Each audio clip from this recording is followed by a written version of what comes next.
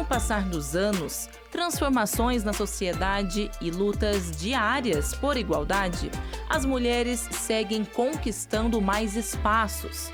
No concorrido mercado de trabalho, profissões que culturalmente eram exercidas por homens já compartilham vagas. E mesmo representando a maioria da população brasileira, sendo 51,1%, o cenário de pluralidade e equidade ainda está em construção. Como no ramo automotivo, sabe quando dá um problema no teu carro e você precisa levá-lo ao mecânico? Mecânico ou uma mecânica? Hoje te convido a conhecer histórias e exemplos de mulheres que exercem as mais variadas funções profissionais.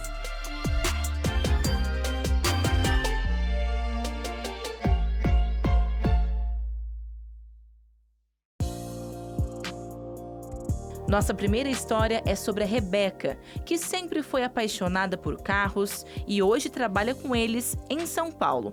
Serviço pesado, mas gratificante e escolhido por ela, que mesmo em meio a pneus, ferramentas e estar debaixo dos automóveis, não deixe seus cuidados femininos de lado. Aquela que desde pequena trocava as bonecas pelos carrinhos, por jogar futebol e andar de bicicleta, teve a influência do pai mecânico que a incentivou a se profissionalizar na área. Eu nunca tive coragem de entrar nesse ramo por conta do todo o preconceito que eu via e que eu escutava as pessoas falar. Então eu ficava ali reclusa. Tipo, eu vou buscar outras opções porque não é o meu mundo, é algo para homem, eu não vou me encaixar nisso. Foi onde, aos meus 15, 16 anos, eu abri a minha confeitaria. Eu fazia doces, totalmente diferente. Eu fazia doces, cupcake, trufas e eu vendia na rua. Foi onde começou a ter muita demanda, eu abri uma lojinha virtual e comecei a pegar encomendas. E aí chegou um momento que eu falei, não dá mais pra mim, eu quero seguir o que eu sou realmente apaixonada. E aí chegando meus pais, desisti da gastronomia, confeitaria, vou virar mecânica. Pronto, e foi o surto. Como que foi em casa, né? Foi um surto, né? Porque do nada você mudar de uma profissão que você tá indo bem, você já tem um lucro ali, e de repente você mudar totalmente de uma área que você não sabe nem como vai ser. Então, para eles foi um choque, não aceitaram de início, foi bem choque para literalmente toda a família. Mas meu pai também super me apoiou, foi onde a gente começou a pesquisar na internet se a gente achava algum curso, alguma coisa que eu pudesse me incluir no meio. E foi onde eu achei a Escola do Mecânico, onde eu achei os cursos deles e eu fui lá visitar com meu pai. Foi onde eu falei, é aqui, preciso fazer o curso e foi onde meu pai me deu de aniversário, porque estava perto dos meus 18, ele me deu um pouquinho adiantado. Ele me deu de presente o curso de mecânica básica. Rebeca, que era a única mulher no curso, que já formou mais de 1.500 mulheres em mecânica, teve outras experiências profissionais, trabalhando com a parte de motor, câmbio, suspensão, até chegar no atual emprego.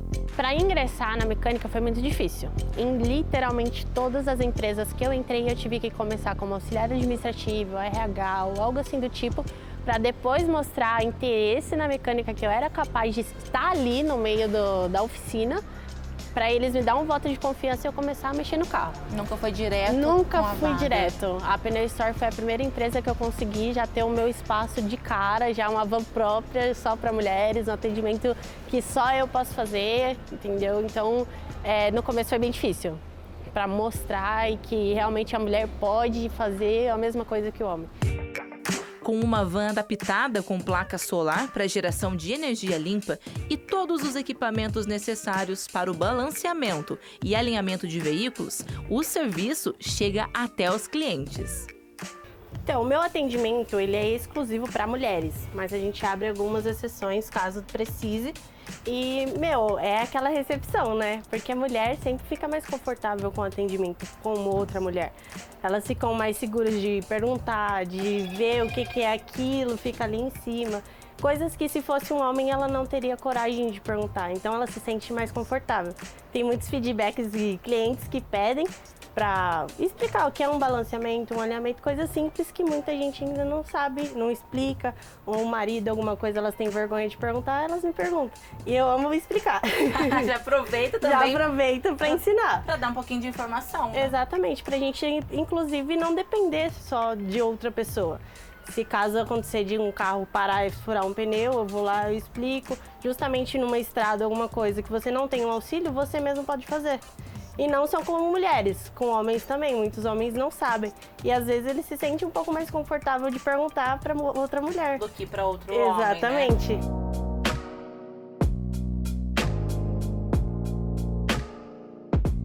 Como que é quando você convive com homens também, né, que fazem o mesmo trabalho que o seu? A recepção, ela é um pouco mais, assim, receosa, até com os clientes, ou não? Eles se surpreendem, só que de uma forma positiva? Eles se surpreendem de uma forma positiva. Tem aqueles que dão uma negatividade, mas você passa por cima. Fala, não, eu tô aqui, vou mostrar que eu posso e é isso daqui.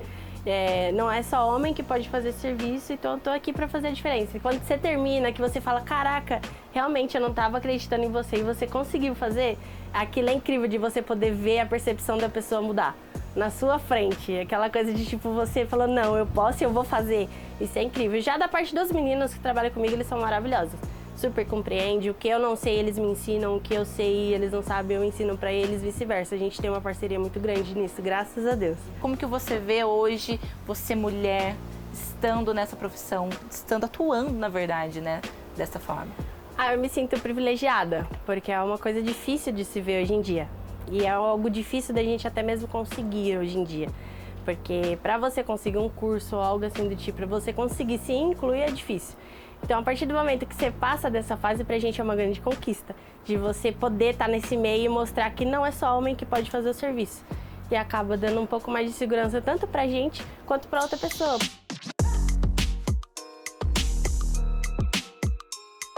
E nada melhor do que a gente ter também o feedback dos clientes. Hoje, a Rebeca não atendeu uma mulher. Neste caso, a gente acompanhou um pouco do serviço dela nessa tarde, atendendo um cliente homem. E o Renan vai falar um pouquinho pra gente do que ele achou. E também, Renan, o que a gente estava conversando, dessa diferença de ter a mulher em todos os ambientes e também em profissões que predominantemente eram o quê? Tidas como homens, né? Por homens. Como que você vê esse trabalho?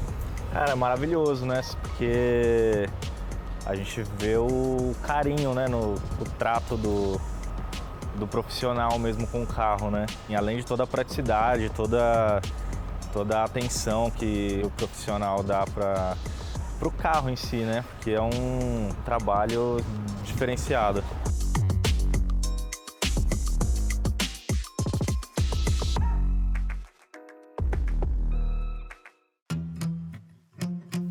Segundo uma pesquisa da General Motors do Brasil, 40% das mulheres já adquiriram o próprio veículo e, em 70% dos casos, elas influenciam na decisão de compra.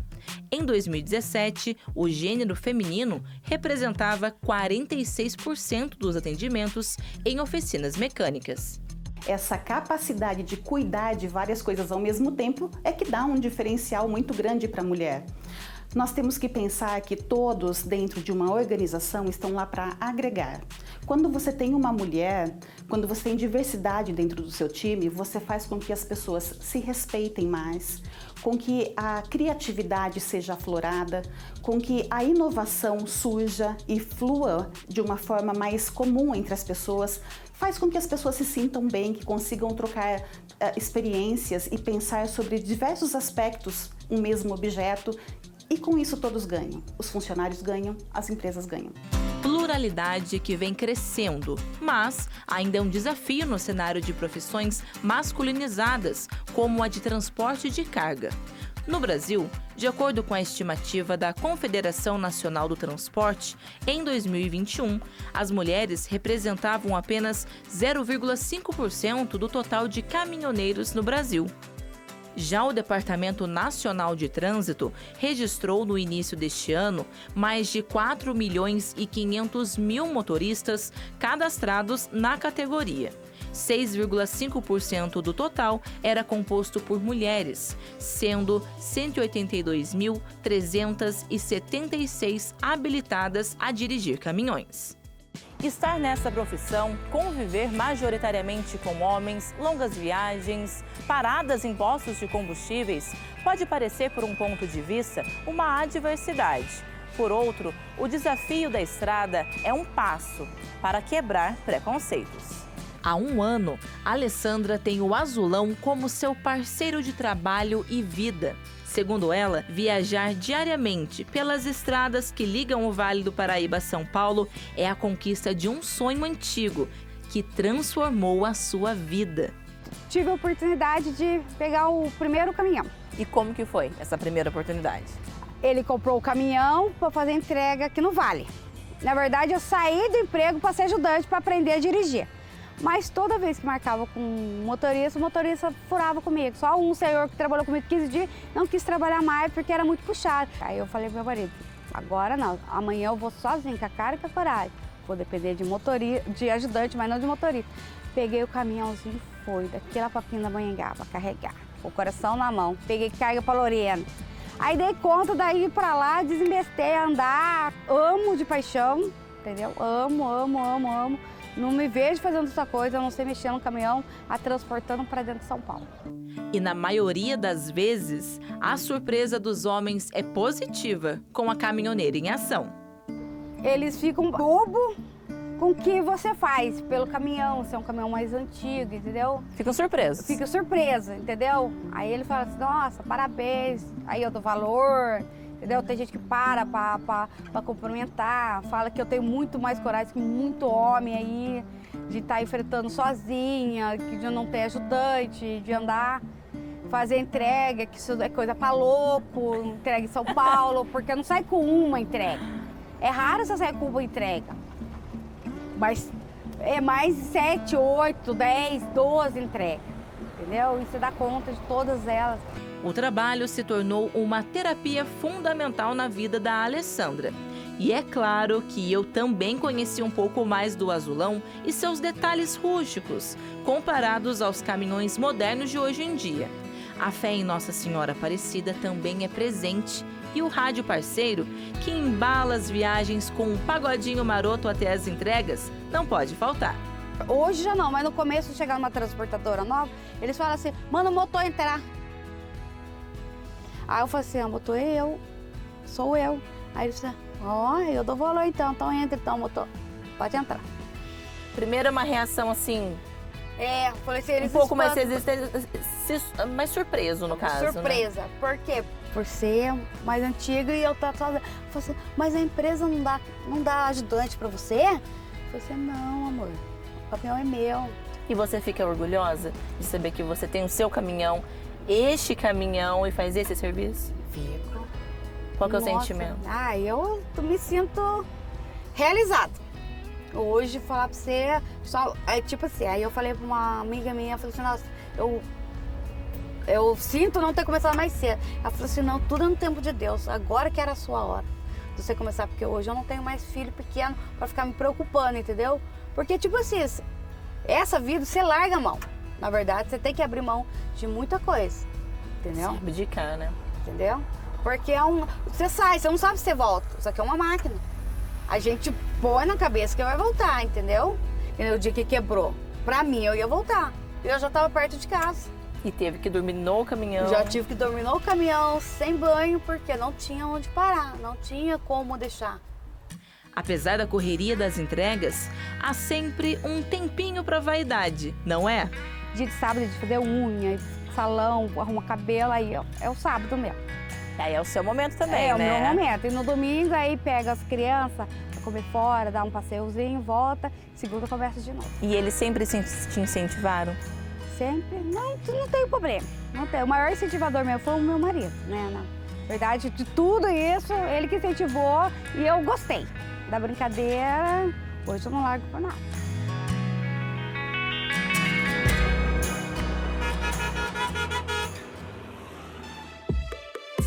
E quando o assunto é salão de beleza, é claro que você já imagina em todo aquele glamour feminino. Mas os espaços de beleza estão se adaptando para também atender o público masculino, com os serviços de barbearia, sem excluir a presença da mulher. Quebrando o tabu de que barbeiro é lugar apenas de homens, Dona Barba, ou melhor, Simone Tinelli, atende todos os públicos. E o interesse e a inspiração por esta arte vieram pela influência de seu pai. Eu não tenho familiares barbeiros ou cabeleireiros, enfim. Não tenho nenhum vínculo com a arte, né, de cuidar das pessoas. Porém, quando meu pai ia nos barbeiros, lá, porque eu sou do interior de São Paulo, então quando meu pai ia no barbeiro da minha cidade, ele me levava. E eu ficava ali observando aquele barbeiro pegando a navalha, afiando num cinto, né? Eu olhava aquilo, eu era criança, achava que era um cinto. No cinto, afiando, eu falei assim, meu Deus, ele vai cortar a cabeça do meu pai. A inocência da criança, né? Eu falei assim, meu Deus do céu, o que esse homem vai fazer com isso daí? Quando eu me tornei cabeleireira, isso em 2002, eu aprendi, logicamente, no meu curso, a cortar o masculino também. E foi péssima a minha experiência. Vou te falar assim, que foi horrorosa. Eu consegui deixar meu ex-marido careca. Meu Deus! Porque eu errei tanto o corte do cabelo dele que eu tive que raspar. Tinha uma cobaia em casa, né? Não, sempre tem que ter cobaia, gente. Quando faz curso, você sempre tem que ter uma cobaia. E sempre quem vai? Os filhos. Minha filha era pequenininha nessa época, tinha 2 aninhos. E o marido, né? Hoje é meu ex-marido. Gente, e aquele homem tinha um luxo com o cabelo. E eu raspei a cabeça do rapaz, coitado. Eu falei assim, gente, eu não vou cortar cabelo masculino nunca. Eu falei, não vou. E aí eu fiz o curso de maquiagem também, aí eu acabei me despertando muito mais pela maquiagem. E a minha carreira começou como maquiadora. Mesmo com o livro lançado e vários trabalhos em TV e no cinema, a maquiagem acabou se tornando um mundo paralelo aos interesses pelas barbas. Quando foi em 2015, mais ou menos, eu já tinha um ateliê de maquiagem, que eu dava curso de maquiagem desde 2012. E em 2015 nós fomos para Londres, fomos de férias para Londres, né? Fomos passear. E foi quando eu passeando assim nas ruas de Londres, aquelas ruazinhas, parece Harry Potter, sabe? Você vê aquelas umas ruazinhas assim, eu vi uma barbearia clássica, uma barbearia 1800 e alguma coisa, tipo uma das primeiras barbearias lá de Londres. Eu olhei aquilo e falei assim, gente, olha que coisa mais linda, olha... Original, né? Assim, as cadeiras, eu falei assim... Eu olhei também pro meu ex-marido, né, pro segundo, né? Eu olhei pra ele e falei assim, amor, é isso que eu quero. Ele falou, mas você já tá tão encaminhada na maquiagem, tá indo tão bem, você tem sua escola. Eu falei, não, cara, eu quero empreender, eu quero ter minha barbearia, gosto daqui. Eu não tinha muitas barbearias em São Paulo. Isso em começo de 2016, tinha pouquíssimas, eram algumas marcas de barbearias. Entrei dentro de uma marca de barbearia e fui perguntar pro barbeiro, falei assim, vocês dão curso de barbeiro, né? Aí ele falou, damos sim, mas damos para quem vai trabalhar aqui na nossa loja, né? No nosso estabelecimento. Aí ele olhou para mim e falou, para quem que é? Eu falei assim, para mim. Aí ele falou assim, para mulher eu não dou, a gente não dá cursos para mulheres. Aí você já sentiu o preconceito? Foi a primeira vez que eu falei assim, engraçado, né? Homem pode ser cabeleireiro, né? Mas mulher não pode ser barbeira. Estranho. Falei assim, vou levantar essa bandeira. Entrei na internet, comecei a procurar lá em Londres, escola em Londres. Falei assim, eu vou fazer o que for necessário fazer para eu comprar a passagem e fazer o curso na Inglaterra. Aí eu falei pro meu ex-marido, falei assim, olha bem, achei o lugar, vou reformar porque estava destruído, vou reformar e eu vou montar a minha barbearia e vai se chamar Dona Barba. E para entrar no mercado, Simone abriu dentro da sua escola de maquiagem o curso de barbeiro, que já na época atraiu os públicos feminino, masculino e LGBTQIA+. E em 2017, Simone voltou a Londres para se especializar e ser internacionalmente diplomada no ramo da barbearia.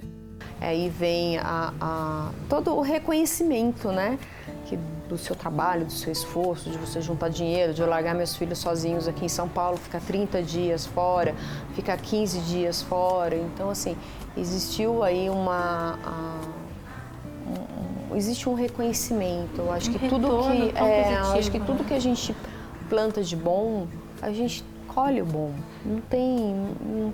A conta não tem como ser inversa, entendeu? Com a pandemia, ela também foi afetada economicamente e precisou recuar. Eu fechei o espaço, mas a marca não vai morrer. Eu precisei descer a escada um pouquinho, dar uns passos atrás para me reconstruir, me remanejar, para eu continuar caminhando de volta. E se reergueu. Com novas parcerias, a barbeira agora atende em um novo espaço e com clientes fiéis. Eu fui lá na Simone, na Dona Barba, mas muito jeitada a barbearia, muito jeitada. Sentei lá, a Simone falou, vou te atender e tal. Me atendeu, só que ela não me atendeu assim, eu olhando pro espelho. Eu falei o que eu queria, ela virou a cadeira, começou a trabalhar. De conversa e tal, e aquele trem de pano quente, tudo esses negócios.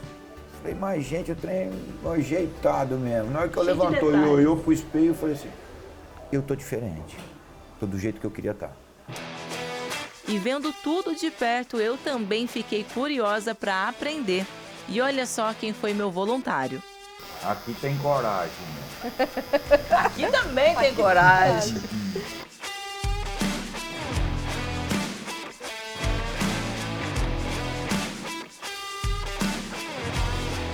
Muito bom. Eu agradeço. Muito obrigada, viu, pela experiência, Guilherme. E não é que até o nosso cinegrafista José Cláudio deu um talento na barba?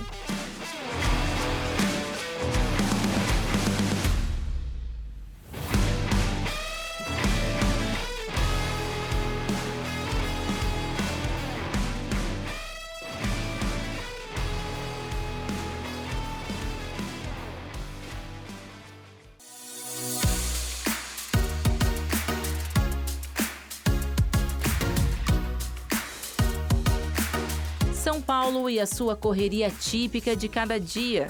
Tempo disponível para uns, quase impossível para outros.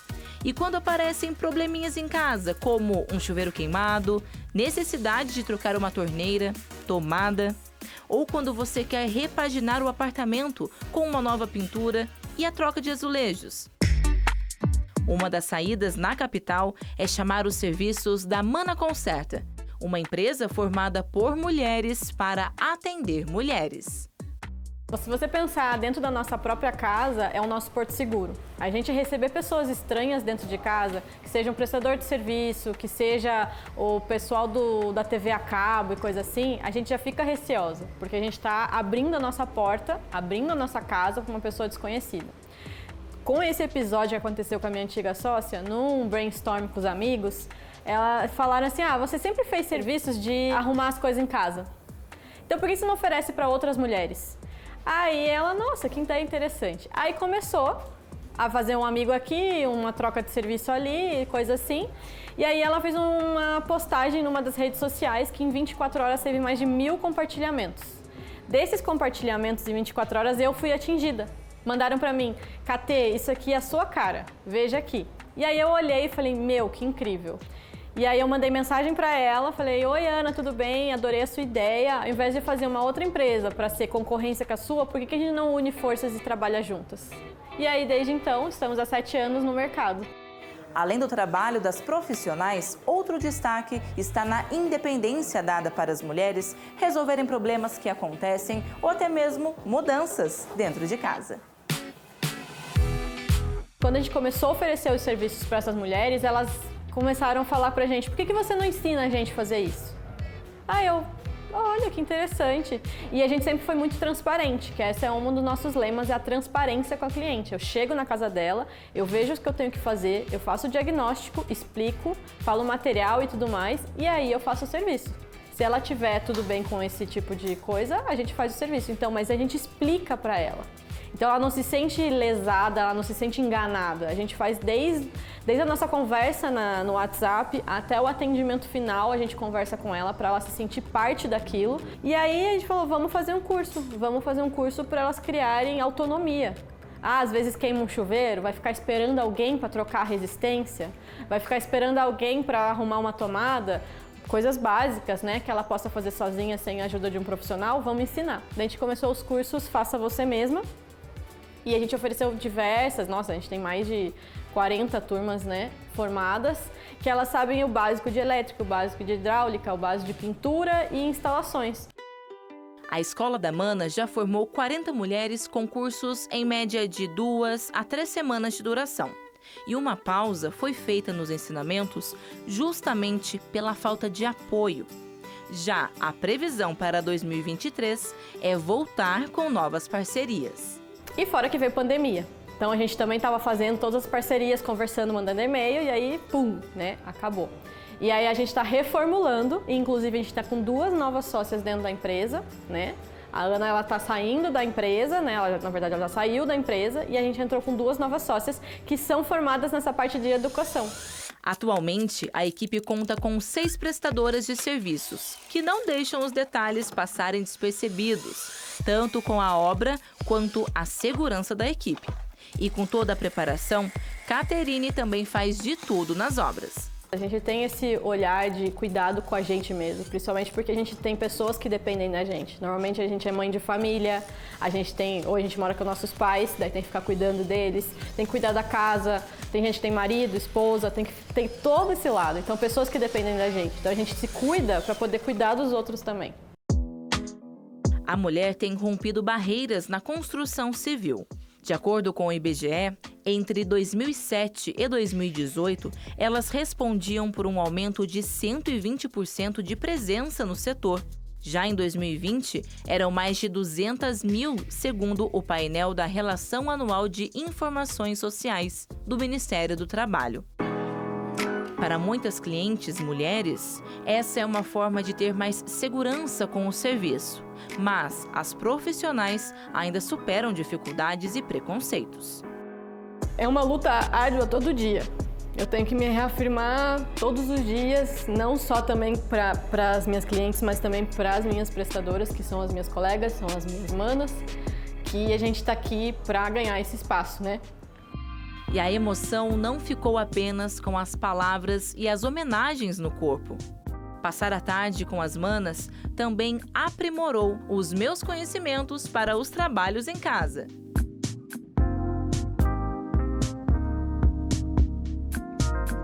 Mulher sempre é uma locomotiva.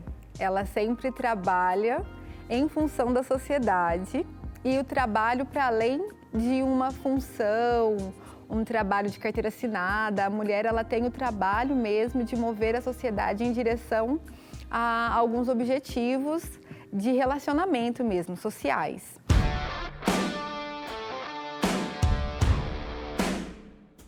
Quando o assunto é Forças Armadas, apesar da participação feminina, a predominância é de homens. Mas, de 2019 para cá, o Comando de Aviação do Exército vem transformando esta realidade, formando em média 5 mulheres por turma. A sargento Renata, essa que está passando os detalhes de uma vistoria da aeronave ao piloto, faz parte da 3ª turma de mulheres de carreira, formada em mecânica de voo. Eu sempre tive bastante incentivo, assim, por ser de uma cidade pequena, lá do Rio Grande do Sul, e uma cidade que é bastante... tem bastante influência do Exército, assim, a gente tem, apesar de ser uma cidade pequena, a gente tem 3 quartéis lá. Então, eu sempre convivi, assim, no meio militar. Apesar de eu ser a primeira militar da família, eu sempre tinha bastante presença de militares ali. Por exemplo, tem um quartel muito perto da minha casa, então eu sempre vi o pessoal correndo na rua, puxando canção. Mas eu não tinha a pretensão de ser militar. Aí abri um colégio militar da Brigada, que é a polícia lá do Rio Grande do Sul, e eu resolvi prestar o concurso. E o concurso é bem parecido com o concurso da ESA, por exemplo. Tem que fazer exame médico, tem que fazer a prova, acertar o mínimo de questões para estar dentro das vagas, tem que fazer o teste físico, corrida, flexão, abdominal. E eu passei nessa prova. Aí eu fiz os meus 3 anos de ensino médio lá. Aí eu gostei muito da rotina, porque, por exemplo, a gente usava saia. Todo dia a gente passava saia, aí tinha que lustrar o sapato, fazer coque, fazer trança, tinha que marchar, tinha que fazer faxina no banheiro, fazer faxina na sala de aula. Toda uma disciplina, Toda né? uma disciplina. Passei na ESA e passei em 2019, fiz o básico em 2020, 2021 fiz a qualificação aqui no Centro de Instrução de Aviação do Exército e me formei. Mas, assim, é um grande sonho. Eu nunca me imaginei na aviação, por exemplo. Eu gosto de falar que eu não conhecia aviação antes. Eu realmente não conhecia.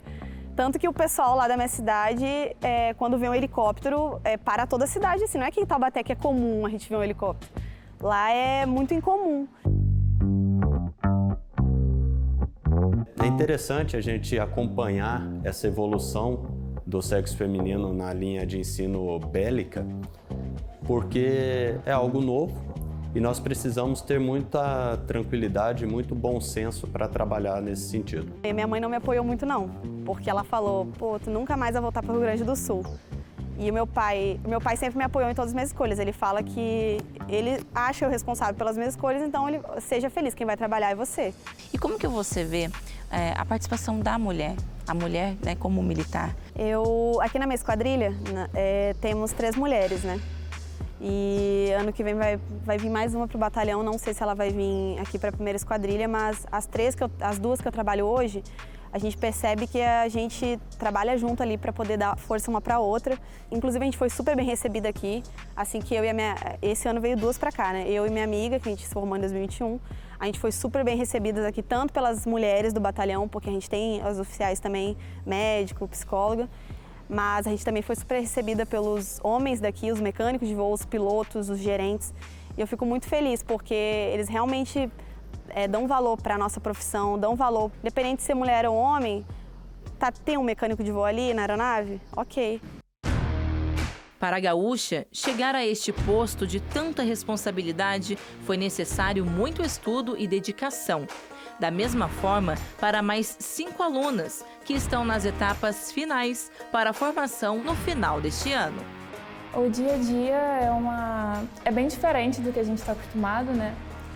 Mas, assim, aqui dentro do Exército a gente tem a oportunidade de crescer, amadurecer e conhecer muitas coisas novas. E aqui também de ser tratado igualmente, de ser tratado de forma igualitária e aqui de receber a mesma coisa. Então é uma experiência muito diferenciada e muito gratificante também pra gente, principalmente aqui dentro da aviação. Para a Beatriz, que também veio do Rio de Janeiro, o cenário de influência ao militarismo foi mais forte, devido à convivência com familiares. Então o Exército foi muito forte, né? No meu convívio, na minha criação. Apesar de fisicamente a gente ser diferente deles, fisiologicamente, a gente tem nossas necessidades como mulher, mas as atividades assim são bem parecidas, são bem iguais, eles sempre deixam o mais próximo possível do homem, da mulher. A nossa rotina em si é a mesma, não muda, a gente tira serviço igual a eles, a gente faz as atividades de TFM, que é treinamento físico militar igual, corrida, barra, flexão, também é cobrado da gente como é cobrado dos homens. E na parte intelectual também, as provas são as mesmas, a parte prática da manutenção é a mesma. Se uma mulher tiver que subir na aeronave, lá em cima do helicóptero, para trocar algum parafuso, a gente vai subir como os homens sobem também. 1, 2, aviação! 3, 4, Brasil! Direita! Vou ver! Brasil! Mudanças e avanços também na comunicação. Tenente Luara é a primeira profissional a ocupar o cargo de jornalista na aviação do Exército Brasileiro. Mais uma conquista coletiva, por ser uma mulher, preenchendo essa vaga inédita. Bom, para mim, pessoalmente, é muito importante estar aqui. É uma realização pessoal, né? Eu já conhecia a aviação do Exército, o trabalho que eles faziam. Como jornalista na região, eu trabalhei, vim muitas vezes aqui fazer matéria. Então, eu conhecia essa rotina, mas do outro lado, né? Vindo fazer matéria. Eu era jornalista que vinha aqui fazer matéria e eu sempre admirei. É uma coisa que eu admirava, gostava e sonhava. E assim, quando eu soube que ia ter uma vaga para jornalista aqui, foi a primeira coisa que eu fiz, foi me empenhar em estudar, que eu sabia, né, como nunca tinha tido, que seriam poucas vagas, ou uma, né, não sabia exato quantas seriam, mas saberia que eram poucas.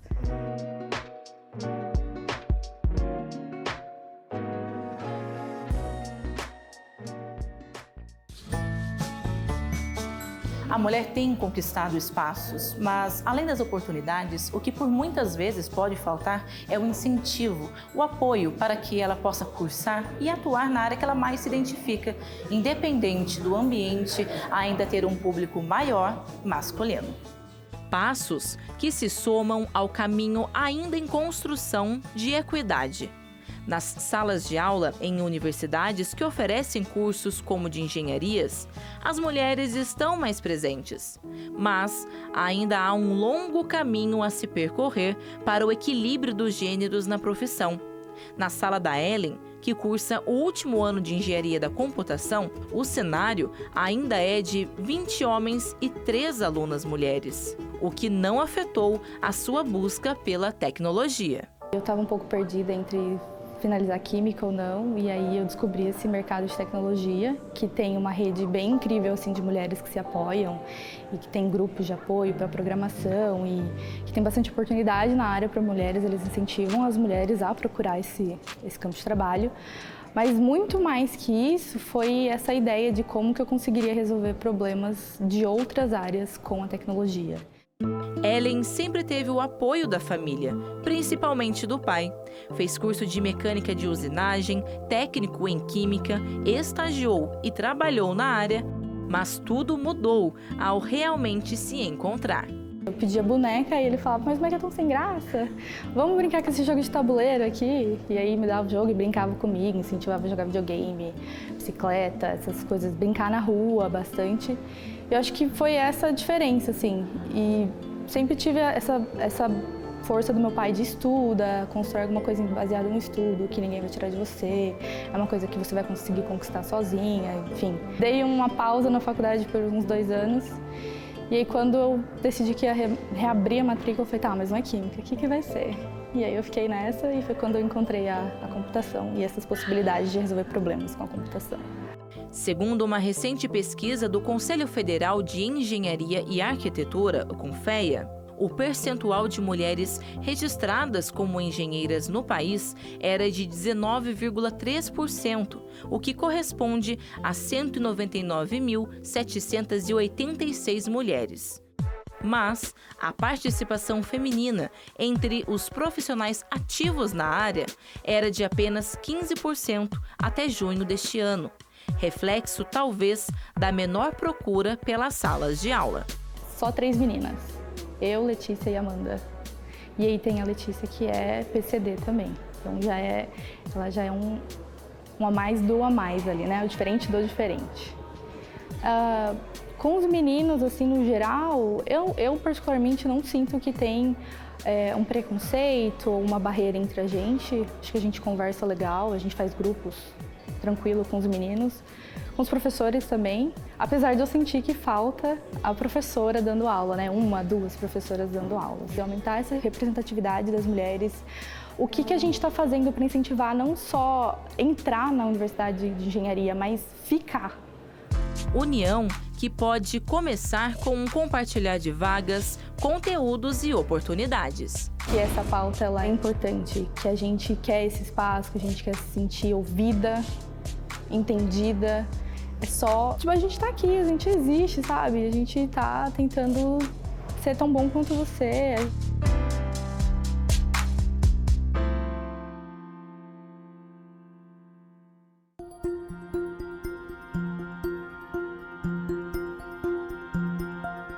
A mulher está sempre se reinventando.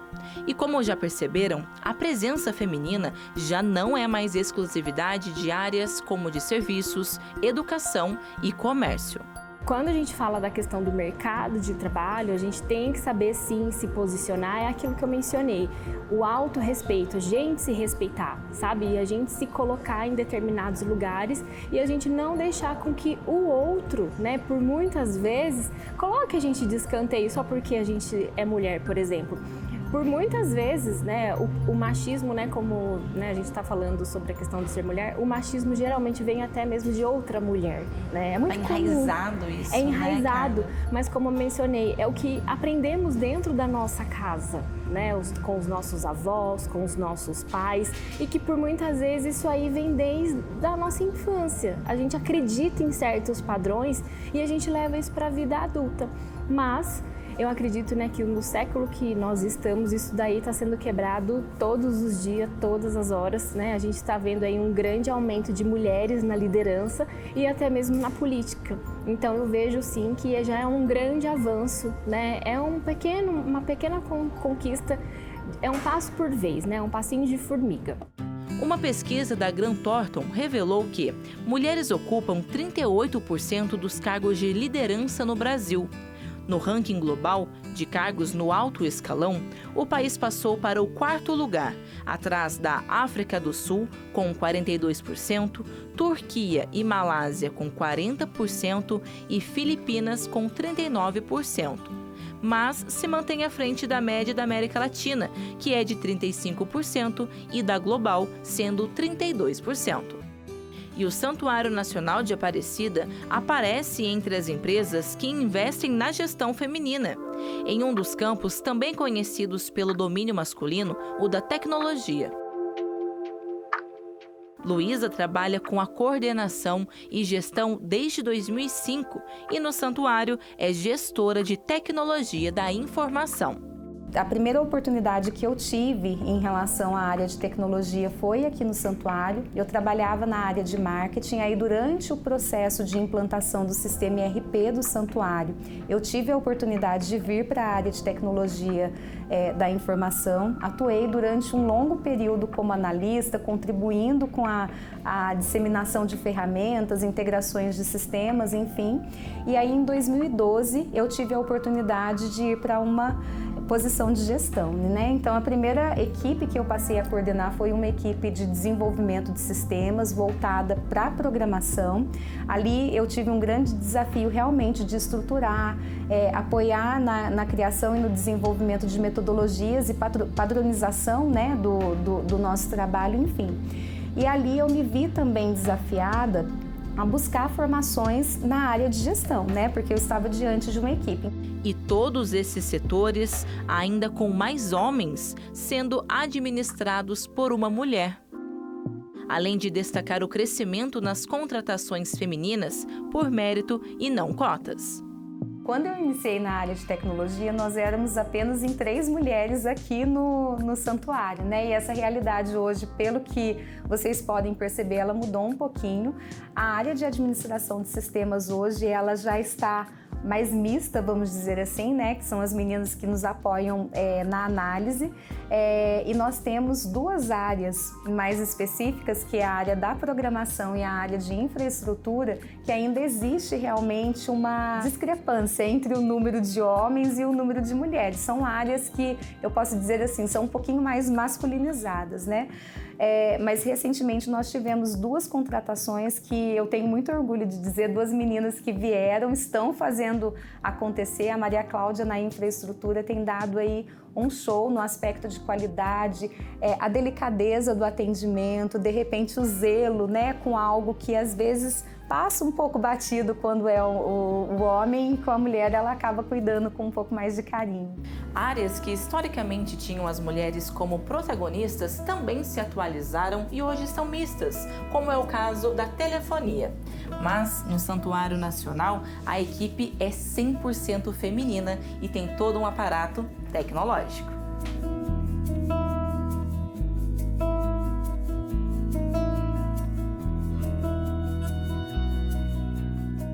Luísa ainda nos revelou que nunca vivenciou um momento de preconceito ou resistência no ambiente profissional, mesmo na época de aluna, com uma média de 7 meninas para uma turma com 40 estudantes. Quando a gente acaba tendo uma equipe mista, não só no aspecto homem e mulher, mas também entende que cada um vem de uma realidade, de uma cultura diferente, com uma experiência de vida, e a gente dá espaço para essa diversidade, inclusive no aspecto de gerações, a gente cria um ambiente mais favorável à colaboração, à inovação, e fica algo mais gostoso, sabe, de se trabalhar.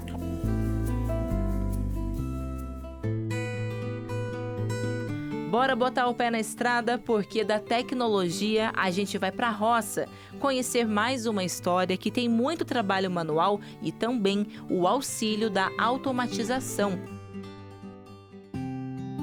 A 223 quilômetros de São Paulo capital está Cunha, localizada no Vale do Paraíba, um dos maiores municípios em área do estado paulista. No campo, a vida pacata e simples, longe de toda aquela agitação urbana, também é de muito trabalho. E se engana quem pensa que a mulher é responsável apenas pela casa e pela horta.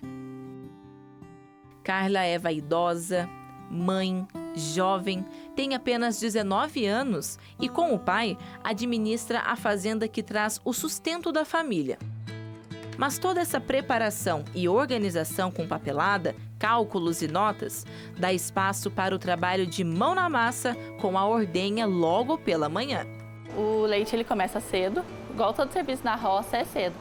É o leite que começa às 5 horas, aí a gente tem que vir para o mangueiro, tem que prender as vacas, aí é onde começa o leite. E aqui a gente pode acompanhar também que tem uma forma mais automatizada, né? Um pouco mais tecnológica também. Isso facilita? Explica pra gente um pouco desse processo. Sim, principalmente aqui, porque antigamente era lata, era mais complicado. Igual eu mesmo, sem ter meu pai, sem ter o funcionário, eu consigo tirar o leite sozinho, porque não preciso ficar carregando lata, não preciso nada. O leite vai direto, chama circuito direto. Ele vai direto pro tanque, coloca a teteira na vaca, ela passa por todos os canos e cai direto. É bem mais prático, bem mais fácil. São produzidos 500 litros por dia, ordenha no período da manhã e outra à tarde.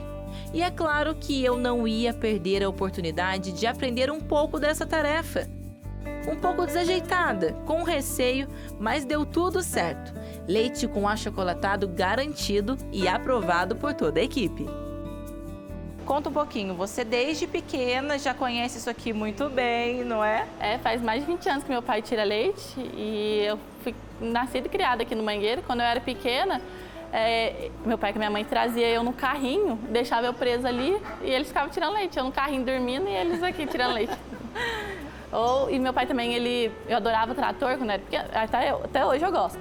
Mas eu era pequena, meu pai ia colocar trato para as vacas, eu ficava sentada no banco do trator esperando ele, aí eu cochilava, dormia. Era pequenininha, 2 aninhos, eu dormindo no trator. Desde pequena, então isso também já ajuda, né? Nossa, foi criado na roça, né? A criação na roça é diferente da cidade. Totalmente diferente. Nossa, sou apaixonada nisso, gosto demais.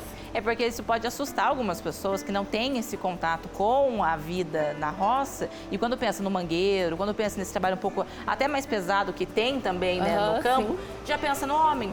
Exatamente. Só que não, a mulher também executa essas atividades, não é? Hoje em dia cresceu muito, a gente vê muita mulher veterinária, zootecnista, todas as profissões, principalmente no agro, cresceu muito, muito, muito. Eu lembro quando eu era pequena, eu ia para a escola de botina, nossa, as meninas ficavam tudo assim, olhando torto. Hoje em dia não, hoje em dia tá normal a gente ir para a escola de botina. Pelo contrário, eu fui na minha escola esses dias antiga, todo mundo lá usando só botina, todo mundo gostando de ir na roça. Porque eu lembro, eu era bem pequenininha, eu chegava na escola e falava, nossa, hoje eu ajudei meu pai no mangueiro. Aí o povo ficava olhando assim, de lado. Achava estranho. Achava estranho. Hoje em dia não, hoje em dia é normal.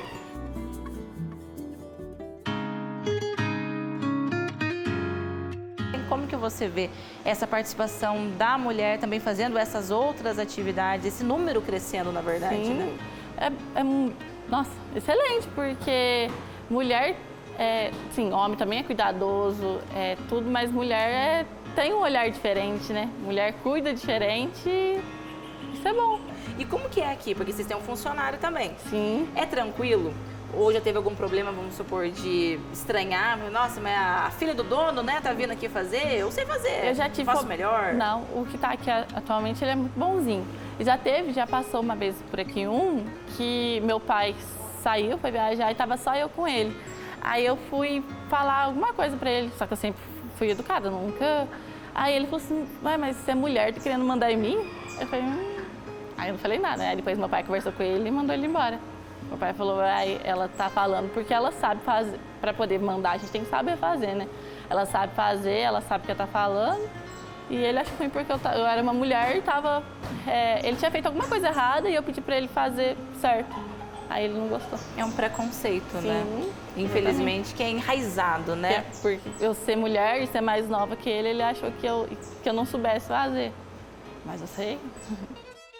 A organização é o que auxilia Carla com os afazeres da casa, do campo com o gado, os bezerros, os alimentos para a criação, a limpeza em que tudo se reaproveita para adubo e parte administrativa com os pagamentos e investimentos. Determinação, inclusive, que rendeu o prêmio do torneio leiteiro da cidade. O torneio de Cunha, ele foi em 2 categorias. A categoria 110, que a gente ganhou em primeiro lugar, e a categoria 60. A categoria 110 foi 6 ordenhas, a vaca tinha que dar 110 litros. Aí quem chegasse mais próximo ganhava. A nossa vaca deu 108,700. Aí a gente foi o que chegou mais próximo e a gente ganhou o primeiro lugar. Foi o primeiro ano que a gente participou, primeiro lugar. A gente ficou muito feliz. Só que para chegar a esse primeiro lugar, teve toda uma preparação diferenciada, inclusive com a sua participação sendo muito importante ali ao lado mesmo da vaca, né? Sim, a gente ficou de 15 a 20 dias embalando a vaca. O que é embalar? A gente prende ela e faz todos os procedimentos que se faz lá no torneio. A gente tinha dia que a gente ficava até 1h da manhã lá junto com a vaca, porque vaca de torneio assim, às vezes ela dá muito problema dela parar de produzir leite, essas coisas, a gente tem que ficar junto pra estar o tempo todo.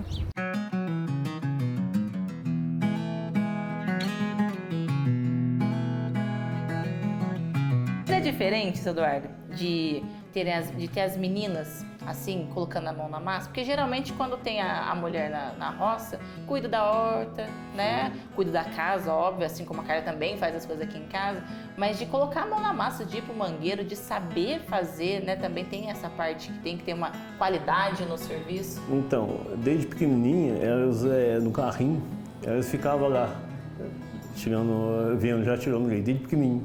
Acho que criou com gosto. Gosta, né? Senão não tava junto, né? Lógico, com certeza. Isso pra gente é bom, porque acontece muito da pessoa, o pai tem os filhos, né? E todo mundo ir para um lado. Pelo menos ela fica no lugar da gente, né?